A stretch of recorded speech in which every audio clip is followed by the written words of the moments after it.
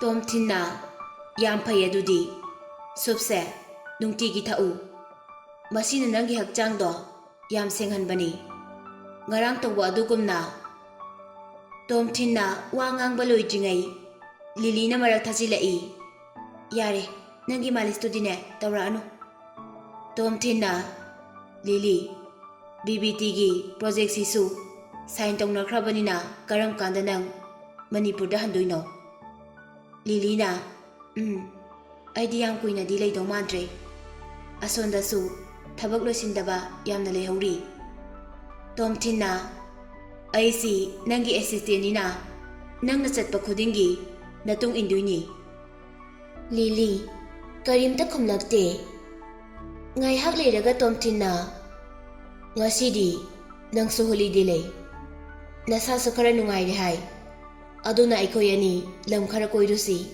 Chiang Mai da chalusira haina Tom Thinna Lily da hangi Lily kaisumta khanthadana tali haina phat khumai Tom Thin su Lily na masina thokna yai haina di khumu oi khangi nang Chiang Mai da leiba White Temple Black Temple ga do uraba College Town phajaba amasu lei Lily na aina yiningde hairadana Lily breakfast saba loiraga box to dustbin da langthaki Tom Thinna semba soup to tapna amuktang chingi ikai khangdaba Tom Thinna makha amuk tarai nang Teresa tingna laikhiba hotel dudi chatningdra mahakna laikhiba room do nang yeningdra Lily na Teresa ting haiba Tom Thinna mani Teresa ting haiba mahakna sikhiba mafam do Chiang Mai dani hotel dugi maming Maping kawi matamduda laikhiba decoration sing do ngasi phawba ngaktuna thamli hojikna tourist spot oikhre Lily haina mangak nomi Tom Thinna adudi horen satlusi kwa ai nanga satmina do saruk itom satlagoi ni yengluge Miss Lily ai sinangi assistant ni nangna aibu thadoglaga kaidamungda chatpe yaroi nangna sauri do kemta kanaroi nasak thijan behlakani Lily kaisumta khumlakte Tom Thinna yarni haiba sikhangi Tom Thinna aikoi ani na chatpada guide ama sangani online da yengduna tour guide pinaba mi phangbra haini yengi adubu amata phanglamde Tom Thinna bupa da call tawi bupa da di yamna laina thokadaba thabakni phone du second manga fana ring chatte receive tawbana hali bupa yamna chinglemna khomai Tom Thinna bupa ai hauji Maping da jatkani nang bupa na Tom Thin karisu khaluno nangi damak aina loina arrange tawgani makhoi phone thamna khraba matung minute 10 muk leiraga bupa na Tom Thin da call amuk tawrai Tom Thin aina nangi leina hotel do reserve tawkhrabane haira ami Tom Thinna Lily horen hotel hotel do reserve tawkhrabane horen chak to ogoina salasi hojiki oina di ngaihak mapanda sungkoi to usira Lily na ayuk sida kaidam chatoino ai sat patali Lily nang di hauji sum hipsalaga leiradi nasado so ani sum exercise oina thosi haibani thabak suru si haibanate Lily na adobudi aisu khangi aduda nanga satminabado tanbagi wani Tom Thinna karisu khalunu nungai nungai ba wari kya malibige Romeo Juliet ki wari sulibige Titanic ki phaja phaja ba sin kya gi matangi sulibige Hey Tom Thin ludaba aina saloi hairadi chaloroi tabani Lily yare taningde dress to hongtor o ai nangi ising asaba khara semake nangdi hauji ising aingbaga thakpa ya ponte Lily hana masana walking kharkhradi adum chatli adubu ngasidi Tom Thin ga samina ni khanbada yamna tali ꯇꯣꯝꯊꯤꯟꯗ ꯁꯥꯎꯅ ꯑꯃꯨꯛ ꯌꯦꯡꯂꯝꯂꯒ dress ꯍꯣꯡꯗꯣꯛꯅꯕ ready ꯇꯧꯈ꯭ꯔꯦ꯫ ꯂꯤꯂꯤꯅ ꯃꯍꯥꯛꯀꯤ ꯍꯣꯡꯗꯣꯛꯀꯗꯕ ꯑꯃꯗꯤ makeup ꯕꯦꯒꯀ ꯄꯥꯏꯗꯨꯅ ꯕꯥꯠꯔꯨꯝꯗ ꯆꯪꯈꯤꯒꯦ ꯇꯧꯏ꯫ ꯇꯣꯝꯊꯤꯟꯅ ꯂꯤꯂꯤ, ꯅꯪꯗꯤ makeup ꯇꯧꯗ꯭ꯔꯁꯨ ꯌꯥꯅꯤ, ꯍꯥꯟꯅꯗꯒꯤ ꯑꯗꯨꯝ ꯐꯖꯔꯒ ꯂꯩꯗꯨꯗꯤ꯫ ꯍꯦ ꯇꯣꯝꯊꯤꯟ, ꯅꯪ ꯉꯥꯏꯍꯥꯛꯇ ꯇꯨꯃꯤꯟꯅ ꯑꯃꯨꯛꯇ ꯂꯩꯌꯨ꯫ ꯇꯣꯝꯊꯤꯟ ꯏꯁꯤꯡ ꯁꯥꯍꯟꯕ ꯂꯣꯏꯔꯗꯨꯅ ꯊꯔꯃꯣꯁꯇ ꯍꯥꯞꯆꯤꯜꯂꯤ꯫ ꯃꯇꯝꯗꯨꯗ ꯂꯤꯂꯤ ꯕꯥꯠꯔꯨꯝꯗꯒꯤ ꯊꯣꯛꯂꯛꯏ꯫ ꯂꯤꯂꯤ ꯃꯃꯥꯏꯗ ꯃꯦꯀꯞꯇꯨ ꯌꯥꯝꯅ ꯍꯦꯚꯤ ꯑꯣꯏꯅ ꯊꯥꯔꯛꯇꯦ꯫ ꯑꯉꯧꯕ ꯃꯆꯨꯒꯤ ꯑꯆꯝꯕ ꯐꯨꯔꯤꯠ ꯑꯃ ꯂꯤꯠꯂꯤ, ꯑꯁꯥꯡꯕ ꯏꯁꯀꯔꯠ ꯑꯃ ꯁꯦꯠꯂꯤ, ꯗꯥꯏꯃꯟ ꯃꯥꯟꯕ ꯑꯔꯪꯕ ꯃꯌꯥꯝ ꯅꯞꯄ ꯁꯦꯟꯗꯜ ꯑꯃ ꯇꯣꯡꯗꯨꯅ ꯊꯣꯛꯂꯛꯏ꯫ ꯂꯤꯂꯤ ꯌꯦꯡꯕꯗ ꯌꯥꯝꯅ ꯆꯤꯡꯂꯦꯝꯅ ꯐꯖꯩ꯫ ꯇꯣꯝꯊꯤꯟꯅ ꯂꯤꯂꯤ, ꯑꯩꯗꯤ ꯅꯪꯁꯦ ꯅꯍꯥꯟꯒꯩ ꯑꯗꯨꯝꯅ ꯐꯖꯔꯝꯒꯅꯤ ꯍꯥꯏꯕꯗꯤ ꯊꯥꯖꯔꯨꯗꯦ꯫ ꯅꯪꯗꯤ ꯑꯣꯐꯤꯁꯀꯤ ꯀꯣꯠ ꯁꯨꯏꯠ ꯑꯗꯨꯅ ꯄꯛꯆꯕ ꯏꯍꯦꯟ ꯍꯦꯜꯂꯤ ꯈꯜꯂꯨꯕꯅꯤ꯫ ꯅꯪꯅ ꯉꯁꯤ ꯁꯦꯠꯂꯤꯕ ꯗ꯭ꯔꯦꯁ ꯑꯁꯤꯅ ꯍꯥꯟꯅꯗꯒꯤ ꯐꯖꯕ ꯏꯍꯦꯟ ꯍꯦꯜꯂꯤ꯫ ꯂꯤꯂꯤꯅ ꯌꯥꯔꯦ ꯊꯥꯒꯠꯄꯤꯔꯛꯑꯅꯨ, ꯅꯪꯅ ꯈꯔ ꯍꯥꯏꯖꯤꯜꯂꯒ ꯑꯩꯅ ꯍꯦꯛꯇ ꯍꯔꯥꯎꯒꯗ꯭ꯔꯣ?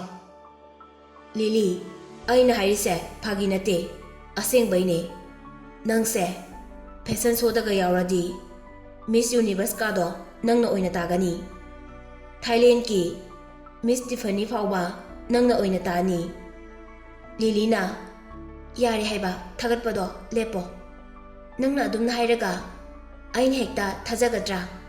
ꯍꯥꯏꯔꯒ ꯃꯃꯥꯏꯗꯨ ꯏꯀꯥꯏꯔꯞ ꯇꯧꯅ ꯂꯩꯊꯣꯛꯈꯤ꯫ ꯂꯤꯂꯤ ꯃꯍꯥꯛꯀꯤ ꯐꯃꯨꯡ ꯃꯅꯥꯛꯇ ꯆꯪꯗꯨꯅ ꯍꯣꯔꯦꯟ ꯄꯨꯅꯕ ꯗ꯭ꯔꯦꯁ ꯈꯔ ꯄꯦꯛ ꯇꯧꯔꯤ꯫ ꯈꯪꯍꯧꯗꯅ ꯋꯥꯈꯜꯗ ꯀꯔꯤꯒꯨꯝꯕ ꯈꯔ ꯈꯪꯂꯛꯏ꯫ ꯇꯣꯝꯊꯤꯟꯗ ꯑꯃꯨꯛ ꯃꯥꯏ ꯑꯣꯟꯁꯤꯜꯂꯛꯇꯨꯅ ꯅꯪꯅ ꯍꯧꯖꯤꯛꯇ ꯍꯥꯏꯈꯤꯕꯗꯣ ꯊꯥꯏꯂꯦꯟడ్ꯒꯤ ꯃꯤꯁ ꯇꯤꯐꯥꯅꯤ ꯍꯥꯏꯕ? ꯇꯣꯝꯊꯤꯟꯁꯨ ꯀꯔꯤꯁꯨ ꯈꯟꯗꯅ ꯆꯍꯤ ꯈꯨꯗꯤꯡꯒꯤ ꯃꯐꯝꯁꯤꯗ ꯄꯥꯡꯊꯣꯛꯂꯤꯕ ꯃꯤꯁ ꯇꯤꯐꯥꯅꯤꯒꯤ ꯁꯣꯁꯦ ꯅꯪꯅ ꯆꯦꯝꯄꯤꯌꯟ ꯑꯗꯨꯝ ꯑꯣꯏꯅꯤ ꯍꯥꯏꯅ ꯈꯨꯝꯃꯛꯏ꯫ ꯂꯤꯂꯤ ꯌꯥꯝ ꯁꯥꯎꯅ ꯃꯍꯥꯛꯀꯤ ꯐꯃꯨꯡꯗ ꯂꯩꯔꯤꯕ ꯃꯣꯜ ꯑꯃ ꯄꯥꯏꯔꯒ ꯇꯣꯝꯊꯤꯟꯗ ꯂꯪꯁꯤꯜꯂꯛꯏ꯫ ꯑꯗꯨꯒ ꯆꯥꯎꯈꯠꯇꯕ ꯕꯤꯠꯆ, ꯅꯪꯅ ꯑꯩꯕꯨ ꯇ꯭ꯔꯥꯟꯁꯖꯦꯟꯗꯔꯁꯤꯡꯗꯨꯒ ꯆꯥꯡꯗꯝꯅꯔꯤ ꯀꯩꯒꯤꯅꯣ? ꯅꯪꯒꯤ ꯋꯥꯈꯜꯗ ꯃꯤꯁ ꯇꯤꯐꯥꯅꯤ ꯍꯥꯏꯕꯁꯤ ꯍꯣꯃꯣꯁꯤꯡꯒꯤ ꯐꯦꯁꯟ ꯁꯣꯅꯤ ꯍꯥꯏꯕꯁꯤ ꯑꯩꯅ ꯈꯪꯂꯝꯂꯣꯏ ꯍꯥꯏꯅ ꯈꯟꯕ꯭ꯔꯥ?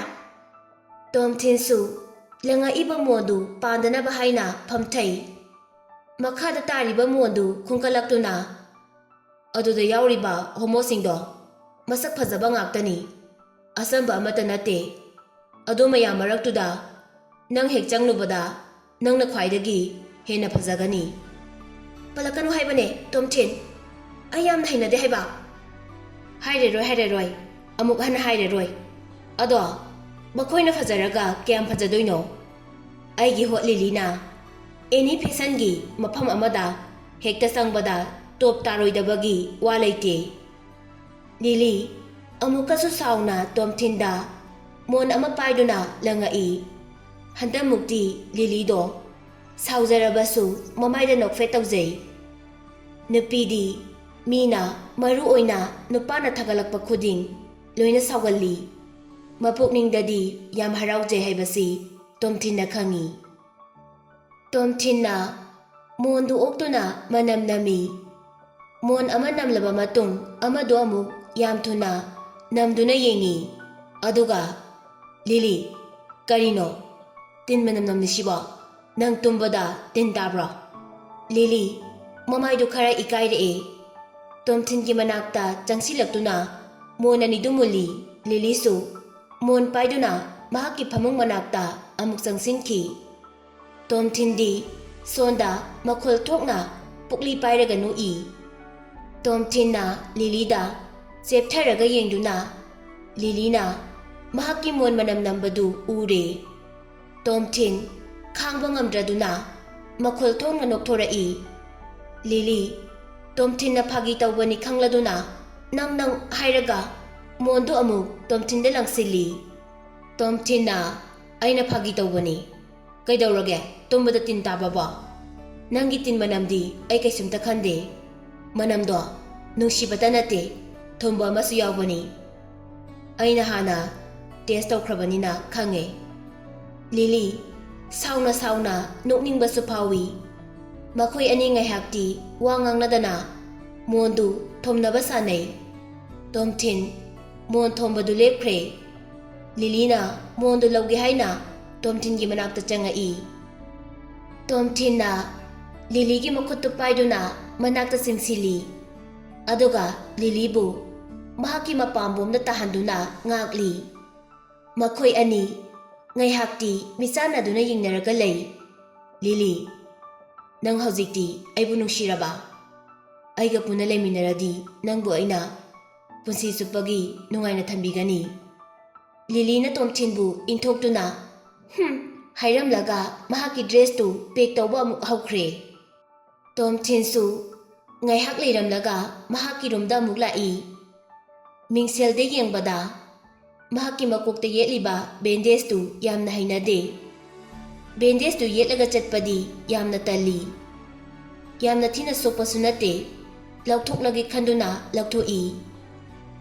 Nungthilgi matam yauraduna Tomthin Lily gi romda amuk laktuna Lily bu namdana puthuaga thoklai. Hotel dugi mapan hek thoklakpaga makhoi gi project team khudingmak loina leptuna leirami. Tomthin amadi Lily puna thongminarakpa ubaduda makhoi loina ngakna yengnei. Makhoina Lily da good morning haina loina kaungnarai. Yenglakliba mityengdodi artha leina loina yengai. Ngasai Tomthin na Lily gi thong mamangda lei pairaga leibado loina ukhrabani.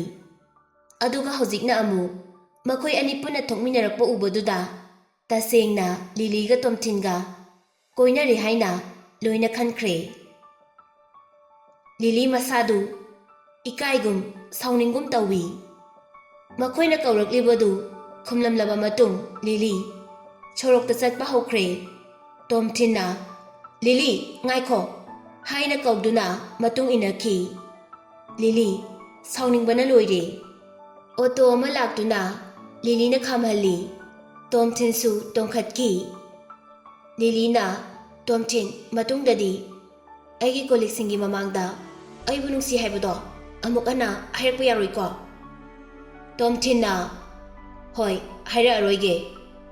Aikhoi ani khakta leiradi adum hairaki yaba natro. Lily kaisumta khumlakhidre. Tomthin nokshin aduna Lily gi mapambomda paidun leige tawi.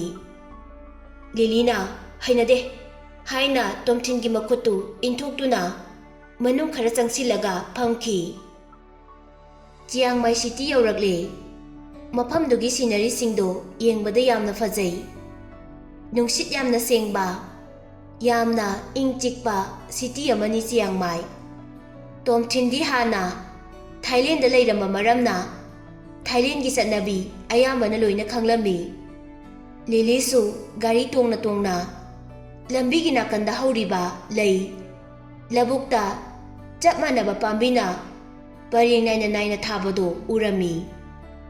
Makhoi ani ahanba oina university town hairaga khangnaba university amada lai. Gate makhoi ani ticket kaklami. Chahi kharagi mamangda mafamdu tourist singna changduna maning tamna chatningba mafamda chat sananingba mafamda sanaba yahalami. Adubu makhoina student singi class ta disturb yamna tawi haiduna hojikti makhongna sangba thinglamle. Mi yankhai humphumuk chanba asoba bus amada tonghanduna tapna thauduna university dugi phajaba adu yengnei. Tomthin ga Lily ga su bus amada kakhalai. Bus dugi chatpham road ama khaklei. Parking tawduna yengba yaba mafam su lei. Adubu yamna kuina khamduna leibadi yade. Bus parking yorba matung Lily Tomthin makhoi kumtharai. Parking adugi manakta asoba pukhri ama lei. Pukhri dugi isingdu yamna langi. Lily pukhri mapanda sensinduna mamito uisilaga makhut anidu sangna tingthoklaga mafamdugi yamna fresh oiba nungsitubu masada maningtamna sithalli. Tomthin Lily gi post ubada ꯃꯍꯥꯛꯀꯤ ꯋꯥꯆꯞꯀꯤ display ꯄꯤꯛꯆꯔꯗꯨ ꯅꯤꯡꯁꯤꯡꯉꯛꯏ꯫ ꯂꯤꯂꯤꯗꯨ ꯌꯦꯡꯕꯗ ꯏꯆꯝ ꯆꯝꯕ ꯂꯩꯁꯥꯕꯤ ꯑꯃꯒꯨꯝꯅ ꯇꯧꯏ꯫ Company ꯑꯃꯒꯤ ꯗꯥꯏꯔꯦꯛꯇꯔꯅꯤ ꯍꯥꯏꯕꯗ ꯀꯅꯥ ꯑꯃꯠꯇꯅ ꯊꯥꯖꯕ ꯉꯝꯂꯣꯏ꯫ ꯇꯣꯝꯊꯤꯟ ꯂꯤꯂꯤꯒꯤ ꯂꯦꯝꯖꯕ ꯑꯃꯗꯤ ꯂꯨ ꯅꯥꯜꯂꯕ ꯁꯛꯐꯝꯗꯨꯗ ꯉꯥꯎꯔꯗꯨꯅ ꯃꯍꯥꯛꯀꯤ ꯐꯣꯟ ꯄꯨꯊꯣꯔꯛꯇꯨꯅ ꯐꯣꯇꯣ ꯀꯥꯞꯄꯤ꯫ ꯂꯤꯂꯤꯁꯨ ꯇꯣꯝꯊꯤꯟꯅ ꯐꯣꯇꯣ ꯀꯥꯞꯄꯗꯨꯗ ꯌꯦꯡꯊꯣꯔꯛꯏ꯫ ꯋꯥꯗꯤ ꯉꯥꯡꯗꯦ꯫ ꯄꯨꯈ꯭ꯔꯤ ꯃꯄꯥꯟꯗꯨꯗ ꯇꯞꯅ ꯇꯞꯅ ꯆꯠꯂꯤ꯫ ꯇꯣꯝꯊꯤꯟꯁꯨ ꯂꯤꯂꯤꯒꯤ ꯃꯇꯨꯡꯗ ꯑꯗꯨꯃꯛ ꯏꯟꯅꯔꯤ꯫ ꯇꯣꯝꯊꯤꯟ ꯂꯤꯂꯤꯗ ꯋꯥꯗꯤ ꯑꯃꯠꯇ ꯉꯥꯡꯗꯦ꯫ ꯃꯔꯝꯗꯤ ꯂꯤꯂꯤꯅ ꯑꯗꯨꯝꯅ ꯌꯥꯝꯅ ꯆꯤꯡꯂꯦꯝꯅ ꯃꯥꯏꯊꯣꯡꯗ ꯃꯣꯃꯣꯟ ꯃꯤꯅꯣꯛ ꯇꯧꯗꯨꯅ ꯂꯩꯕꯒꯤ ꯁꯛꯐꯝꯗꯨ ꯀꯥꯏꯈꯤꯅꯤ ꯈꯟꯗꯨꯅ ꯂꯤꯂꯤ ꯉꯥꯏꯍꯥꯛ ꯆꯠꯂꯕ ꯃꯇꯨꯡ ꯃꯈꯥꯗ ꯍꯧꯔꯤꯕ ꯅꯥꯄꯤꯗꯨꯗ ꯐꯝꯊꯈꯤ꯫ ꯇꯣꯝꯊꯤꯟꯁꯨ ꯂꯤꯂꯤꯒꯤ ꯃꯅꯥꯛꯇ ꯆꯪꯁꯤꯜꯂꯛꯇꯨꯅ ꯐꯝꯃꯤ꯫ ꯂꯤꯂꯤꯒꯤ ꯃꯦꯡꯂꯕ ꯈꯣꯟꯖꯦꯜꯗ "ꯇꯣꯝꯊꯤꯟ, ꯅꯪꯒꯤ ꯍꯥꯟꯅꯒꯤ ꯄꯨꯟꯁꯤꯒꯤ ꯃꯔꯝꯗ ꯑꯩꯉꯣꯟꯗ ꯈꯔ ꯁꯦꯌꯔ ꯇꯧꯔꯛꯑꯣ" ꯍꯥꯏꯅ ꯇꯣꯝꯊꯤꯟꯗ ꯃꯃꯥꯏꯗꯨ ꯑꯣꯟꯁꯤꯜꯂꯛꯇꯨꯅ ꯍꯪꯉꯤ꯫ ꯇꯣꯝꯊꯤꯟ ꯂꯤꯂꯤꯒꯤ ꯍꯪꯐꯝ ꯊꯣꯛꯇꯕ ꯋꯥꯍꯪꯗꯨ ꯍꯪꯂꯛꯄꯗ ꯂꯤꯂꯤꯗ ꯃꯨꯟꯅ ꯌꯦꯡꯖꯩ꯫ ꯃꯍꯥꯛꯀꯤ ꯍꯧꯈꯤꯕ ꯄꯨꯟꯁꯤ ꯋꯥꯔꯤ ꯄꯨꯝꯕ ꯃꯊꯪ ꯃꯊꯪ ꯃꯤꯠꯃꯥꯡꯗ ꯎꯔꯛꯏ꯫ ꯇꯣꯝꯊꯤꯟꯅ "ꯂꯤꯂꯤ, ꯑꯩꯒꯤ ꯑꯣꯏꯅꯗꯤ ꯍꯧꯖꯤꯛ ꯂꯩꯔꯤꯕ ꯑꯁꯨꯝꯅ ꯍꯥꯟꯅꯗꯩ ꯑꯗꯨꯝ ꯂꯩꯔꯛꯑꯦ ꯀꯩꯅꯣ." "ꯅꯠꯇꯦ, ꯅꯪ ꯍꯥꯟꯅ ꯁꯨꯃꯥꯏꯅ ꯀꯩꯁꯨ ꯇꯧꯔꯝꯂꯣꯏ ꯍꯥꯏꯕ ꯑꯩ ꯈꯪꯉꯤ." ꯂꯤꯂꯤꯅ ꯇꯣꯝꯊꯤꯟꯒꯤ ꯃꯃꯤꯠꯇ ꯃꯨꯟꯅ ꯌꯦꯡꯕꯗ ꯇꯣꯝꯊꯤꯟꯒꯤ ꯃꯔꯝꯗ ꯈꯔ ꯈꯪꯕꯒꯨm ꯇꯧꯏ꯫ ꯂꯤꯂꯤ ꯇꯣꯝꯊꯤꯟꯗ ꯃꯈꯥ ꯑꯃꯨꯛ ꯇꯥꯔꯛꯏ꯫ "ꯑꯩꯅ ꯃꯤꯉꯣꯟꯗ ꯅꯪꯒꯤ ꯃꯔꯝꯗ ꯍꯪꯕꯗ ꯅꯪꯁꯦ ꯍꯥꯟꯅꯗꯤ ꯌꯥꯝꯅ ꯐꯕ, ꯃꯤꯒꯤ ꯃꯇꯦꯡ ꯌꯥꯝꯅ ꯄꯥꯡꯕ, ꯂꯩꯕꯥꯛ ꯃꯆꯥ ꯇꯥꯕ ꯃꯤꯁꯛ ꯑꯃ ꯑꯣꯏꯔꯝꯃꯤ ꯍꯥꯏ꯫ ꯅꯪꯅ ꯍꯧꯖꯤꯛ ꯑꯣꯏꯔꯛꯂꯤꯕ ꯃꯑꯣꯡꯁꯦ ꯅꯪ ꯖꯦꯜꯗ ꯂꯩꯔꯨꯕꯗꯒꯤ ꯇꯧꯈ꯭ꯔꯤꯕꯅꯤ ꯍꯥꯏꯕꯁꯤ ꯑꯩꯁꯨ ꯈꯪꯉꯤ." ꯇꯣꯝꯊꯤꯟꯅ "ꯅꯪꯅ ꯃꯤꯉꯣꯟꯗꯒꯤ ꯍꯪꯂꯒ ꯈꯪꯉꯦꯁꯨ ꯍꯥꯏ, ꯑꯗꯨꯒ ꯑꯩꯉꯣꯟꯗ ꯑꯃꯨꯛ ꯍꯪꯂꯤꯗꯨꯅ ꯀꯩꯒꯤꯅꯣ? ꯃꯤꯅ ꯍꯥꯏꯔꯛꯂꯤꯗꯣ ꯅꯪ ꯊꯥꯖꯗꯦ ꯍꯥꯏꯔꯣ? ꯊꯥꯖꯗ꯭ꯔꯁꯨ ꯀꯩꯁꯨ ꯀꯥꯏꯗꯦ. ꯑꯩꯗꯤ ꯂꯨꯗꯕ ꯁꯃꯥꯖꯀꯤ ꯃꯍꯤꯛꯅꯤ ꯍꯥꯏꯅ ꯈꯜꯂꯁꯨ ꯀꯩꯁꯨ ꯀꯥꯏꯗꯦ." ꯂꯤꯂꯤ ꯃꯈꯣꯜꯗꯤ ꯊꯣꯛꯇ ꯃꯄꯨꯛꯅꯤꯡꯗ "ꯇꯣꯝꯊꯤꯟ, ꯑꯁꯦꯡꯕꯗꯤ ꯑꯩꯅ ꯅꯪꯒꯤ ꯅꯁꯥꯗ ꯇꯥꯔꯤꯕ ꯗꯥꯛꯐꯝꯗꯣ ꯎꯈꯤꯕ ꯃꯤꯀꯨꯞꯇꯨꯗꯒꯤ ꯑꯩꯁꯦ ꯄꯥꯞ ꯆꯦꯜꯂꯕꯅꯤ ꯍꯥꯏꯅ ꯈꯟꯈ꯭ꯔꯕꯅꯤ. ꯅꯪꯅ ꯖꯦꯜꯗ ꯂꯩꯔꯤꯉꯩꯗ ꯀꯌꯥꯝ ꯋꯥꯔꯝꯒꯅꯤ ꯍꯥꯏꯕꯗꯣ ꯑꯩ ꯋꯥꯈꯜꯅ ꯁꯥꯒꯠꯄꯗ ꯐꯥꯎ ꯊꯨꯛ ꯂꯥꯎꯕ ꯐꯥꯎꯏ ꯍꯥꯏꯅ ꯈꯜꯂꯤ." ꯂꯤꯂꯤ ꯃꯈꯣꯜ ꯌꯥꯝ ꯄꯤꯛꯅ "ꯑꯩꯅ ꯅꯥꯊꯩꯗꯨꯅ ꯆꯠꯂꯝꯗ꯭ꯔꯕꯗꯤ ꯅꯪ ꯖꯦꯜꯗ ꯂꯩꯔꯝꯂꯣꯏ. ꯅꯪꯅ ꯉꯁꯤ ꯑꯣꯏꯔꯤꯕ ꯐꯤꯕꯝꯁꯦ ꯑꯣꯏꯔꯝꯂꯣꯏ. ꯑꯩꯅ ꯂꯥꯟꯈ꯭ꯔꯤꯕ ꯃꯌꯥꯝꯗꯣ ꯅꯪꯅ ꯉꯥꯛꯄꯤꯕ ꯉꯝꯂꯔꯣꯏꯗ꯭ꯔꯥ? ꯏꯁꯥꯗ ꯈꯪꯍꯧꯗꯅ ꯃꯤꯅꯨꯡꯁꯤꯒꯤ ꯏꯍꯨꯜ ꯈꯖꯤꯛꯇꯪ ꯐꯥꯎꯔꯛꯀꯦ ꯇꯧꯕꯒ ꯅꯪꯒꯤ ꯍꯩꯍꯩꯗꯕ ꯋꯥꯍꯩꯗꯨꯅ ꯑꯩꯒꯤ ꯊꯃꯣꯏꯕꯨ ꯍꯨꯝꯗꯨꯅ ꯄꯨꯈꯤ" ꯍꯥꯏꯅ ꯃꯇꯣꯝꯇ ꯁꯣꯟꯖꯩ꯫ ꯇꯣꯝꯊꯤꯟꯁꯨ ꯇꯥꯔꯗꯨꯅ "ꯂꯤꯂꯤ, ꯑꯗꯨꯒꯤꯗꯤ ꯀꯩꯝꯇ ꯈꯜꯂꯨꯅꯨ. ꯂꯥꯜꯂꯦ ꯍꯥꯏꯕꯒꯤ ꯃꯊꯧ ꯀꯔꯤꯝꯇ ꯇꯥꯗꯦ. ꯄ꯭ꯔꯣꯕ꯭ꯂꯦꯝ ꯄꯨꯝꯅꯃꯛ ꯂꯣꯏꯅ ꯁꯣꯜꯕ ꯇꯧꯒꯦ ꯍꯥꯏꯔꯒꯗꯤ ꯑꯍꯤꯡ ꯑꯃꯇꯪ" ꯍꯥꯏꯔꯒ ꯇꯣꯝꯊꯤꯟ ꯋꯥ ꯂꯦꯞꯄꯤ꯫ ꯂꯤꯂꯤꯗꯤ ꯇꯣꯝꯊꯤꯟꯅ ꯍꯥꯏꯔꯤꯕꯗꯨ ꯀꯩꯁꯨ ꯇꯥꯔꯝꯗꯦ꯫ ꯋꯥꯈꯜ ꯑꯃ ꯁꯥꯒꯠꯇꯨꯅ ꯂꯩꯈ꯭ꯔꯦ꯫ ꯂꯤꯂꯤ ꯃꯁꯥꯅ ꯃꯁꯥꯗ ꯋꯥꯍꯪ ꯀꯌꯥ ꯍꯪꯖꯔꯤ꯫ "ꯑꯩꯅꯁꯨ ꯈꯪꯉꯤ ꯇꯣꯝꯊꯤꯟ, ꯅꯪꯁꯦ ꯐꯠꯇꯕ ꯃꯤ ꯑꯃꯗꯤ ꯅꯠꯇꯦ ꯍꯥꯏꯕ. ꯋꯥꯇꯔ ꯐꯦꯁꯇꯤꯚꯦꯜ ꯅꯨꯃꯤꯠꯇ ꯅꯪꯅ ꯑꯩꯕꯨ ꯀꯟꯕꯤꯈꯤꯕ ꯅꯨꯃꯤꯠꯇꯨꯗꯒꯤ ꯑꯩꯅ ꯅꯪꯕꯨ ꯊꯃꯣꯏꯗꯗꯤ ꯊꯥꯒꯠꯆꯈꯤ. ꯏꯆꯤꯜꯁꯤꯅ ꯐꯣꯡꯗꯣꯛꯄꯗꯤ ꯉꯝꯈꯤꯗꯦ, ꯃꯔꯝꯗꯤ ꯅꯪꯒꯤ ꯇꯝꯊꯤꯕ ꯋꯥꯍꯩꯗꯨꯅ. ꯇꯣꯝꯊꯤꯟ, ꯅꯪ ꯄꯨꯛꯆꯦꯜ ꯌꯥꯝꯅ ꯆꯥꯎꯕ, ꯃꯤꯅꯨꯡꯁꯤ ꯂꯩꯕ ꯃꯤꯅꯤ. ꯉꯔꯥꯡ ꯅꯨꯃꯤꯗꯥꯡꯁꯨ ꯑꯩ ꯃꯇꯧ ꯀꯔꯝꯅ ꯇꯨꯝꯊꯈꯤꯕꯅꯣ ꯍꯥꯏꯕꯗꯣ ꯈꯪꯗꯦ. ꯑꯩꯅ ꯉꯁꯥꯏ ꯍꯧꯒꯠꯂꯛꯄꯗ ꯏꯁꯥ ꯄꯨꯝꯕ ꯅꯪꯅ ꯐꯩꯖꯨꯞꯅ ꯐꯖꯅ ꯁꯨꯞꯄꯤꯗꯨꯅ ꯂꯩꯔꯝꯃꯤ. ꯊꯦꯡꯛ ꯌꯨ ꯇꯣꯝꯊꯤꯟ." ꯃꯤꯅꯨꯡꯁꯤ ꯂꯩꯇꯕ ꯂꯤꯂꯤꯅ ꯉꯁꯤꯗꯤ ꯃꯁꯥꯗꯒꯤ ꯏꯃꯣꯁꯟ ꯑꯃꯒ ꯂꯣꯏꯅꯅ ꯋꯥ ꯉꯥꯡꯂꯛꯄꯗꯨꯗ ꯇꯣꯝꯊꯤꯟ ꯇꯨꯃꯤꯟꯅ ꯂꯩꯕ ꯉꯝꯂꯛꯇ꯭ꯔꯦ꯫ "ꯂꯤꯂꯤ, ꯅꯪ ꯍꯧꯖꯤꯛꯇꯤ ꯑꯩꯁꯦ ꯑꯐꯕ ꯃꯤꯅꯤ ꯍꯥꯏꯕꯁꯦ ꯈꯪꯂꯕ꯭ꯔꯥ? ꯑꯩꯁꯦ ꯁꯨꯝ ꯃꯨꯟꯅ ꯌꯦꯡꯁꯤꯜꯂꯗꯤ ꯍꯦꯟꯁꯝꯁꯨ ꯌꯥꯝꯅ ꯑꯣꯏꯕꯅꯤ. ꯅꯪ ꯍꯧꯖꯤꯛꯇꯤ ꯑꯩꯒꯤ ꯄ꯭ꯔꯄꯣꯁꯇꯣ ꯌꯥꯔꯕ ꯅꯠꯇ꯭ꯔꯣ?" ꯂꯤꯂꯤꯅ "ꯅꯪ ꯅꯨꯄꯤꯗꯣ ꯅꯨꯡꯁꯤꯕ꯭ꯔꯥ?"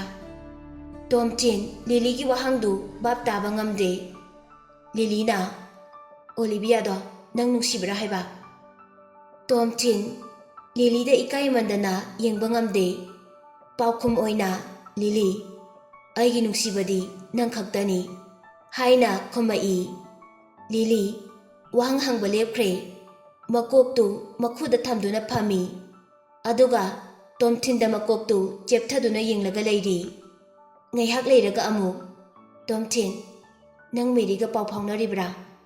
ꯃꯍꯥꯛꯅ ꯅꯪꯕꯨ ꯊꯥꯗꯣꯛꯇꯨꯅ ꯆꯠꯈ꯭ꯔꯤꯕꯗꯣ ꯅꯪꯕꯨ ꯖꯦꯜꯗ ꯂꯩꯔꯨꯏ ꯍꯥꯏꯕꯒꯤꯔꯥ? ꯅꯪꯗꯤ ꯃꯍꯥꯛꯄꯨ ꯍꯧꯖꯤꯛ ꯐꯥꯎꯕ ꯊꯃꯣꯏꯗ ꯅꯨꯡꯁꯤꯔꯤꯕ꯭ꯔꯥ? ꯑꯩꯗꯤ ꯅꯨꯡꯁꯤꯔꯝꯈꯤꯗꯧ ꯃꯥꯜꯂꯤ꯫